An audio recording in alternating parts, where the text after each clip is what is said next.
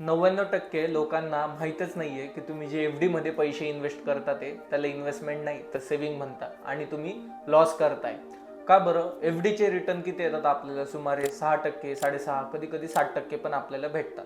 तर 60% एफ डीचा रिटर्न आहे आणि इन्फ्लेशन म्हणजेच महागाई किती टक्क्यांनी वाढते? 7%, 8%नी महागाई वाढते. मेडिकल आणि एज्युकेशनला तर जास्तीत जास्त म्हणजे 10%, 12%नी पण महागाई वाढते. म्हणजे एके बाजूला तुमचे पैसे वाढताय 7%नी एफ डी मध्ये आणि दुसऱ्या बाजूला महागाई तुमचे 7%नी पैसे म्हणजेच तुमची पर्चेसिंग पॉवर कमी करते. मग टेक्निकली तुम्ही श्रीमंत बनताय का जेवढी तुमची पर्चेसिंग पॉवर आहे तीच राहते? एकदा पुन्हा विचार करा.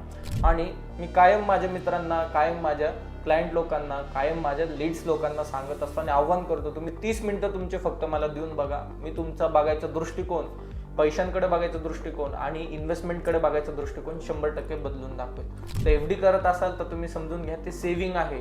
तुम्ही तुमची पर्चेसिंग पॉवर कॉन्स्टंट ठेवता, ते तुम्ही त्याच्याने श्रीमंत बनत नाहीये. श्रीमंत बनायचं असेल तर इन्फ्लेशनपेक्षा जास्त रिटर्न कमवावं लागेल. म्हणजेच 8 आणि 10% पेक्षा जास्त जो प्रोडक्ट तुम्हाला रिटर्न देऊ शकेल त्याला तुम्ही इन्व्हेस्टमेंट म्हणू शकता. अजून माहिती जाणून घ्यायची, तुम्हाला माहिती काय करायचंय, आपली अपॉइंटमेंट बुक करा. थँक्यू.